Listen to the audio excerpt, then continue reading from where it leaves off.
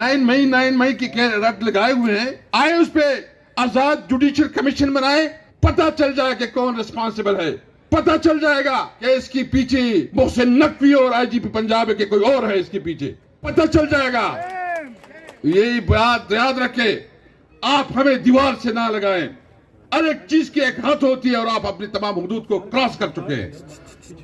मैं यकीन से कहता हूं, ईमान से कहता हूं कि न तुम्हारी परवाह है न तुम्हारी खौफ है, और अगर तुम्हारी ये ख्याल है कि हम तुम्हारे से कोई डरेंगे, हाँ हम पुरअमन लोग हैं, कानून के ऊपर यकीन रखते हैं, लेकिन हमें उस तक ना ले जाओ कि फिर हालात तुम्हारे कंट्रोल में नहीं होंगे।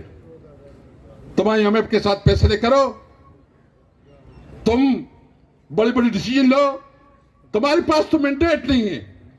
तुम जो असेंबली में बैठे हो, तुम तो जाली, तो तुम तो मुस्तरदशुदा हो, तुम तो रिजेक्टेड हो। तुम किस बुनियाद पे तुमने हमारे अवाम की वोटों की तौहीन की है, मैंडेट की तौहीन की है? क्या ख्याल है ये भूल जाएंगे? क्या हम इससे पीछे होंगे? क्या हम डर जाएंगे इससे? याद रखे, जब तक हम अपना मैंडेट वापस नहीं करेंगे, जब तक अपने अवाम का हक वापस नहीं लेंगे, इंशाअल्लाह तुम्हें चैन से बैठने नहीं देंगे इंशाअल्लाह ताला। सबका जिक्र, ये पाकिस्तान हमारा है, सबका जिक्र, सबका यार, ना वो बागी ना गद्दार। हमें अफसोस है, हमें अफसोस है इस वक्त कि हमारे सरहदात पे हमारे ताल्लुकात ठीक नहीं है। हमें पड़ोसियों के साथ डिप्लोमेसी के तहत अच्छे ताल्लुकात रखने चाहिए। इंडिया के साथ पहले से हमारे ताल्लुकात खराब है। अफगानिस्तान के साथ जो हालात है इसमें हमें शदीद तशवीश है, और हम समझते हैं कि हालात की नजाकत को सामने देखते हुए हमें अपनी डिप्लोमेसी या डिप्लोमेटिक चैनल को इस्तेमाल करना चाहिए।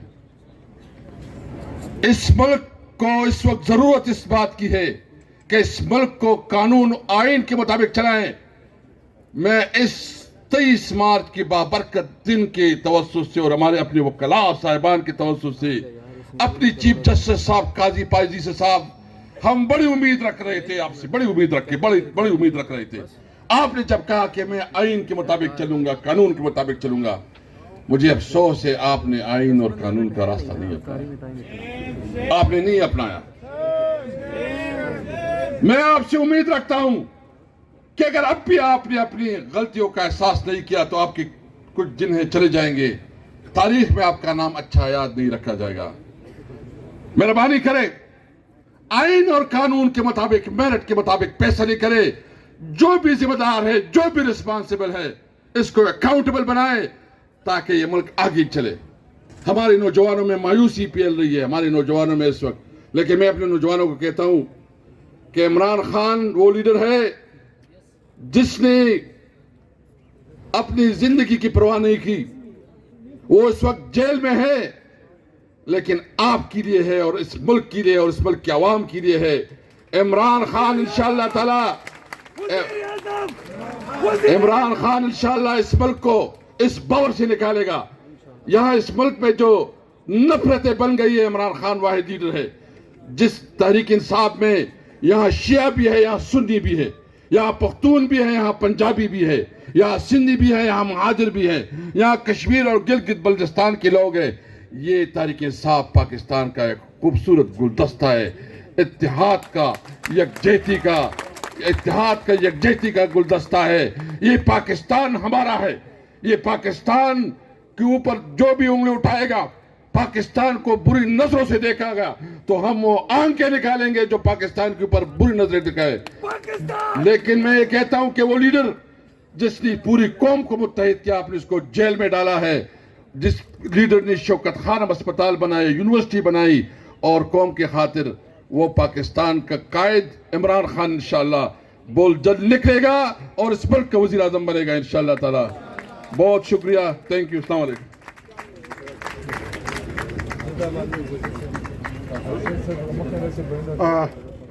मोअज़्ज़िज़ ख़वातीन हज़रात और काबिल एहतराम मेहमान मुकर्ररीन, इफ्तार में तकरीबन लगभग 50 मिनट रह गए हैं और कप्तान की बहुत सी बैटिंग लाइनअप जो है अभी मौजूद है, और इसी हवाले से मैं दरख्वास्त करना चाहूँगा तमाम मेहमान मुकर्रीन से जो बैटिंग लाइनअप में है कि T20 वाली इनिंग्स खेलें, चौके छक्के लगाएं और अगले बैट्समैन को मौका दें, ना कि टेस्ट मैच वाली इनिंग्स जो है वो खेलें। और इसी वजह से मैं अगला तारुफ जो है वो बड़ा मुख्तसर रखूँगा। 23 मार्च 1940 को कायद आज़म जब खिताब कर रहे थे, मैं तशबीह दे रहा हूँ सिर्फ, मैं कोई ऐसी क्लेम नहीं कर रहा लीडरशिप की, लेकिन कायद आज़म मिंटो पार्क में 23 मार्च 1940 को तकरीर कर रहे थे, तो तकरीर के दरमियान में शेर बंगाल मौलाना A.K. फजलुल हक जो है पंडाल में दाखिल हुए और पंडाल तालियों से गूंज उठा। बहुत पॉपुलर थे, आपने देखा होगा कि इस्लामाबाद में A.K. फजलुल हक रोड भी है, उन्हीं के नाम पे है। तो शेर बंगाल की आमद पर कायद आज़म ने जब ये तालियां सुनी तो उन्होंने अंग्रेजी में कहा, now that the tiger has arrived the lamb must retire, कि अब ये टाइगर आ गया है और इस बकरी के बैठ जाने का वक्त है। तो मैं दावत देता हूं पाकिस्तान तहरीक इंसाफ के असल टाइगर को और बकरी होते हुए बैठ जाता हूं जनाब सेनेटर फैसल जावेद खान।